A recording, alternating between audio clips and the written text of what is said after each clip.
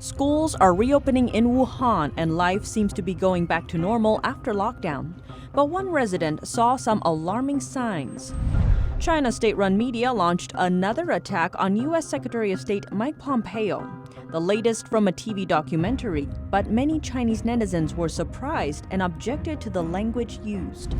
A Chinese state-owned company was recently added to the U.S. sanction list for building islands in the South China Sea. A major player in China's Belt and Road Initiative, China Communications has left a trail of corruption and other controversies across the globe. And a new report from an international human rights organization sheds light on the Chinese regime's special method of disappearing people. It estimates 20 people disappear on average in China every day, and the number could be higher. Welcome to China in Focus. I'm Tiffany Meyer. While the CCP virus cases are flaring up around the world, in China's original epicenter, Wuhan, life is seemingly returning to normal. But one resident told us about some alarming signs. NTD's Juliet Song has more on that.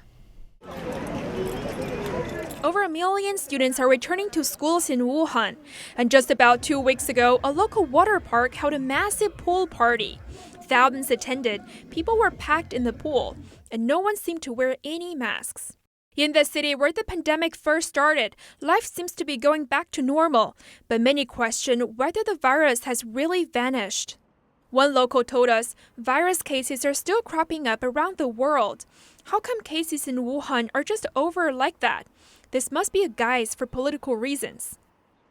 And some signs made her wonder if the virus is making a comeback. She says she is closely monitored by authorities. To protect her identity, we gave her a pseudonym, Wang Yan. Wang saw hundreds of people lining up outside two major hospitals, Tongji and Union. Patients were there to visit the fever outpatient clinics. CCP virus symptoms include fever. In China, patients who have fever have to see the fever outpatient department first. From there, the doctors will check if they're infected with the virus. But Wang also suspects that some hospitals may not dare to diagnose virus cases. What adds to her suspicion is a social media post from a local doctor. The doctor saw a woman who had virus symptoms, including a cough, chest pain, and hazy lung opacities. The doctor thinks the woman could be infected with viral pneumonia or the CCP virus. The woman also went to two other hospitals for a checkup. Although she has virus symptoms, the hospitals did not put the virus or viral pneumonia as a possible cause on the report. If they do that, the patient has to do tests to see if she's infected. Both hospitals took no further action on the patient. In Wuhan, Huanan Seafood Market is where some of the first virus cases were reported. About a mile away lies a grocery market. Wang said the grocery market was open after the lockdown was lifted, but was suddenly shut down 4 days ago. In the meantime, some neighborhoods are seeing the return of control measures used in the lockdown. Wang said in some residential areas northeast of Wuhan, people have to wear a mask and have their temperature checked before they enter or exit. Juliet Song, NTD News. Now we turn to another story from Wuhan. Chinese citizen reporter Zhang Zhan took drastic measures to stand up for human rights, even while inside a detention center. Presented with few options, she began a hunger strike. Now, reports say she's very weak. Her story began months ago when she was arrested in Wuhan. Zhang worked in Shanghai as a human rights lawyer. That was before she went to Wuhan in February to cover the virus outbreak at its epicenter and discover the true situation there. She visited hospital emergency rooms and fever clinics for the chance to interview patients. She also reached out to railway station passengers and even factory workers to get the inside details about reportedly subpar working conditions. All of her interviews were posted on social media. But during this time, Chinese police harassed her on multiple occasions. It all came to a head in mid-May. Since then, she's been detained by police, accused of what officials call stirring up trouble. Currently, she's detained inside Pudong New Area Detention Center located in Shanghai City. Insiders say her case has recently been sent for review and prosecution. Mr. Liu, a Wuhan resident, was also imprisoned once due to his fight against the communist regime. He explained that hunger strikes are used to fight for basic human rights. Most dissidents fight for their basic human rights with hunger strikes. Just as when I was in prison, I went on a hunger strike to fight for the right to read and the right to see my family and friends. Most political prisoners receive intense attention from the international world at the beginning, so the Chinese authorities would not let any news leak out. They never follow legal procedures, and the dissidents aren't allowed to hire lawyers to defend themselves. Shanghai resident Mr. Hu described the hunger strike as a noble protest against injustice. Please spread the news of her hunger strike online and let more people know the truth. She is a brave lady who yearns for freedom and a bright future. She is a very good person. Hunger strikes are a kind of protest against the Chinese Communist Party, a solemn protest against judicial injustice. In September 2019, Zhang was arrested for holding an umbrella painted with the words "End Socialism, Terminate the Communist Party." She also supported Hong Kong's pro-democracy movement. She was detained for 2 months and went on 2 hunger strikes. Some relatives of virus patients who died in Wuhan earlier this year are suing authorities. To prevent them from doing so, the Chinese Communist Party is trying to damage the reputation of their lawyer. Yang Jianqing is one of the lawyers assisting relatives of the CCP virus patients in Wuhan to sue the authorities. Now he lives in the U.S. His clients in Wuhan believe their loved ones who died from the virus could have been able to survive. That's if they knew about the outbreak earlier. They are suing the communist regime for its cover-up of the epidemic. Yang told us through a netizen he got to know that the authorities were trying to ruin his reputation. Yang provided legal assistance to Zhang Hai, the first family member of a virus victim in China, to sue the Wuhan municipal authorities. Yang didn't charge Zhang any fees, but a netizen said that someone impersonating his client was spreading lies, saying that Yang had charged a very high fee. A netizen said that the person who claimed himself to be Zhang Hai said to the netizen that I had charged him 100,000 yuan in legal fees and promised to win the lawsuit. He said that now he can't find me, so he's looking for me everywhere. The netizen gave me a screenshot of the person claiming to be Zhang Hai. I saw it was an imposter. Lawyer Yang told Zhang that someone had impersonated him to spread lies. Zhang was also very angry. He was worried that the imposter did other things in his name, so he wrote a statement saying that Yang had helped him without any compensation. Zhang believes this was a dirty trick organized by Wuhan authorities to make family members of virus victims give up their fight. They impersonated me to slander Mr. Yang. They just wanted to achieve one goal, to let people think he was a liar and charge a high fee. By doing this, the family members of other virus victims will give up their fight. Their behavior is despicable.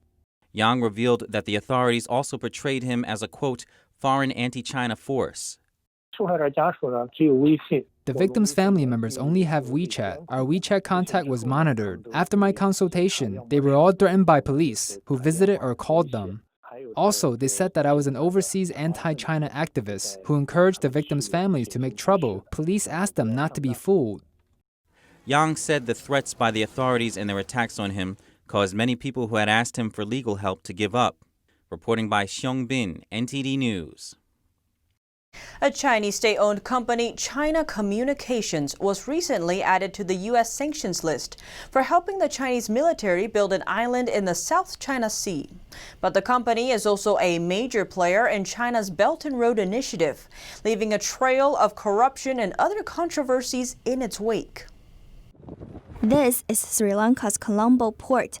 Here, a unit of China's state-owned construction giant, China Communications Constructions, is building a massive port city project for the South Asian country. We see this as a project that will give new life to the country's economy. But to fund the project, the country borrowed over $1 billion from China, which deepened Sri Lanka's already growing debt crisis. This after the Sri Lanka authorities borrowed hundreds of millions of Chinese money for another project at the port town Hambantota.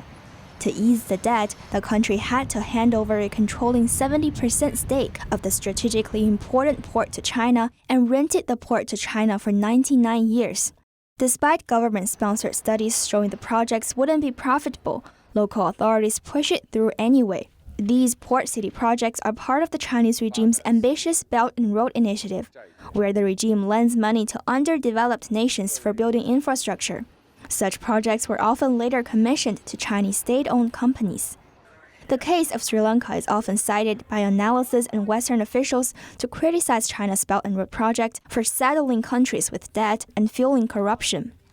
A New York Times investigation in 2018 shows that before getting the deal, the Chinese company and local Chinese diplomats had gone out of their way to support and fund the then Sri Lanka president's election campaign.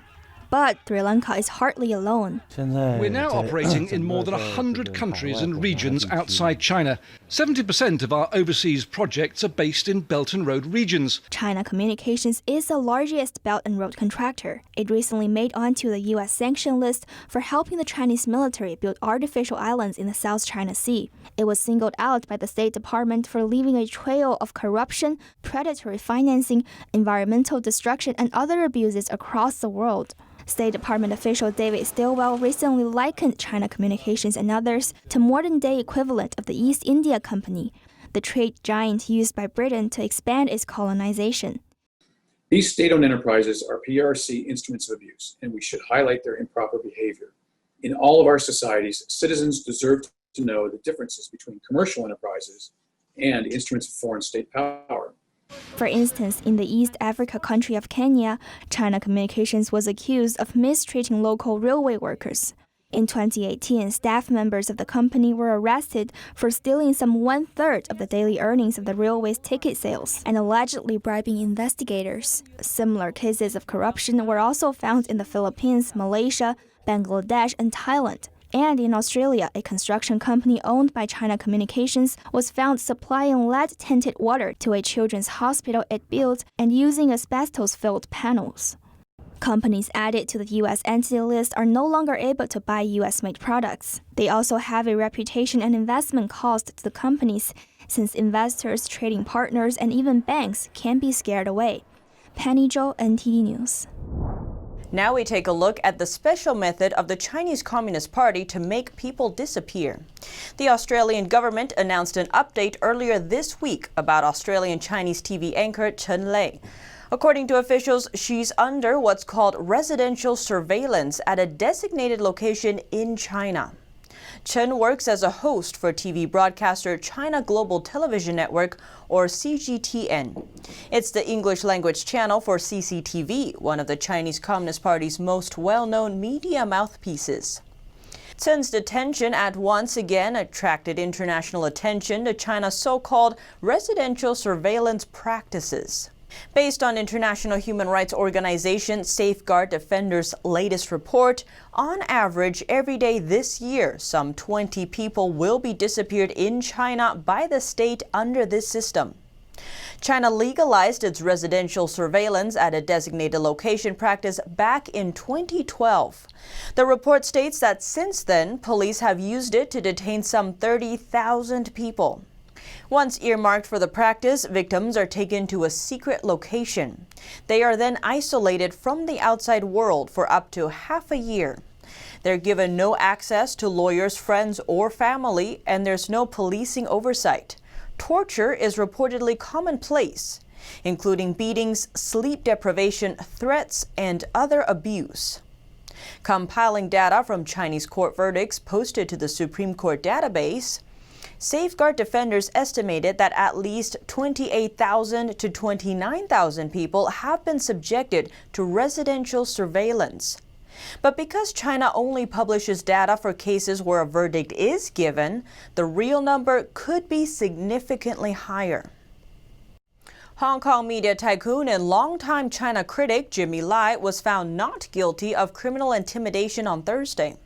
The pro-democracy activist was arrested last month under Beijing's controversial national security law. A Hong Kong court declared media tycoon and pro-democracy activist Jimmy Lai not guilty of criminal intimidation on Thursday. It brings to an end one of several cases currently against him after his high-profile arrest last month under a controversial new Chinese national security law. The verdict for this case dated back to a 2017 incident and was unrelated to his recent arrest. Lai has been an outspoken critic of Beijing and had been accused of using foul language when confronting a reporter from the Oriental Daily News, a major competitor to Lai's tabloid Apple Daily. Prosecutors in the case said Lai had intimidated the Oriental Daily reporter. However, his lawyers argued that Lai had been followed by reporters for 3 years, and his comments were not intended to harm the reporter, but only to express his exasperation. After his August arrest, around 200 police officers searched offices of the Apple Daily newspaper. Lai is also facing separate court cases for illegal assembly relating to anti-government protests last year. Earlier this week, Chinese state-run media launched another attack at U.S. Secretary of State Mike Pompeo. Let's take a look. Beijing TV documentary did a program called Unveiling the Slave to Three Families, Pompeo's Absurd Life. It referred to 3 positions held by Pompeo in his political career: Member of Congress, Director of the CIA, and Secretary of State. It also said Pompeo did what he was told to do like a slave or a dog guarding the yard. This program surprised many Chinese netizens. One of them wrote, "The Chinese Communist Party is a slave to 3 families because it was set up with support from the Russians, weaponized with a theory from a German, and developed itself using the invasion of the Japanese." Another netizen wrote, "I don't understand. What kind of trick is this? Do they want Sino-US relations to get better or worse?" Someone responded to the question, "This is a major feature of the Chinese Communist Party. It couldn't care less." The Czech Senate Speaker met with Taiwan President Tsai Ing-wen on Thursday amid threats from mainland China. During the meeting, Tsai said that Taiwan and its friends would not submit to repression, referring to Beijing's condemnation of the visit. Our actions are telling all of our European friends, as well as our friends from across the world who carry the same beliefs. No matter if you're Taiwanese or Czech, we will not submit a repression, and we will bravely say we will participate even more actively in international affairs, contribute our skills. China claims the democratic Taiwan as its sovereign territory, but Taiwan has been fighting against Beijing's authoritarian regime for decades. The Czech Senate Speaker declared himself to be Taiwanese in a speech at Taiwan's parliament on Tuesday. His words referenced the late U.S. President John F. Kennedy's defiance of communism in 1963, when he called himself a Berliner. Chinese Foreign Minister Wang Yi said this week that the Czech Senate Speaker would pay a heavy price for visiting Taiwan. Taiwan Parliament Speaker Yo Si-kun called Wang's remarks vulgar threats. Chinese Foreign Minister Wang Yi's vulgar threats, however, were like a cold, unwelcome winter wind that makes everyone uncomfortable. The Czech Republic, like most countries, has no formal diplomatic ties with Taiwan. China demands that countries it deals with regard Taiwan as belonging to China. The Czech visit to Taiwan garnered support from 70 parliamentarians worldwide. In a joint statement, they asserted that the Czech Republic's second highest representative does not need China's approval to visit Taiwan. Germany's foreign minister later said that Europeans treat their international partners with respect, just as they expect the same in return. He specified that threats are not part of that. France's foreign ministry spokesperson said that relations between Europe and China must be based on dialogue and mutual respect. He added that no threat against an EU member state is acceptable and that France stands with the Czech Republic. Slovakia's president also voiced similar support, calling threats directed at an EU member and its representatives unacceptable. U.S. State Department Under Secretary Keith Krach is likely to travel to Taiwan by the end of the month for trade talks. That's according to a report by Taiwanese national news Liberty Times. According to the report, the meeting will stand as the highest level talks between the two countries since ending diplomatic relations in 1979. The trip would be part of a new U.S.-Taiwan economic and commercial dialogue. The dialogue aims to strengthen U.S.-Taiwan economic ties in a number of ways, including semiconductors, healthcare, energy, among others. According to the report, the U.S. State Department and Taiwan's foreign ministry are already negotiating details. A trip will likely come sometime this month. It follows Taiwan's decision to end restrictions on U.S. beef and pork import at the end of August. The lift in rules is expected to come into play on January 1st. Krach thanked Taiwanese President Tsai Ing-wen on Twitter, writing, "The move demonstrated yet again that Taiwan is one of our best and most important partners," adding he looks forward to working with the nation to advance our mutual economic interests. Now we turn to another U.S. official's message to Asia, but this time it's a warning for mainland China. Defense Secretary Mark Esper gave a warning to the Chinese regime during a keynote speech on Wednesday. It was part of an event marking the anniversary of the Japanese surrender that ended World War II. Esper alluded to China with a careful choice of words, saying, "Today, in the face of new challenges to this free and open order, we are working to build an even broader coalition of partners to protect the hard-fought gains of generations past and present, especially in the Pacific."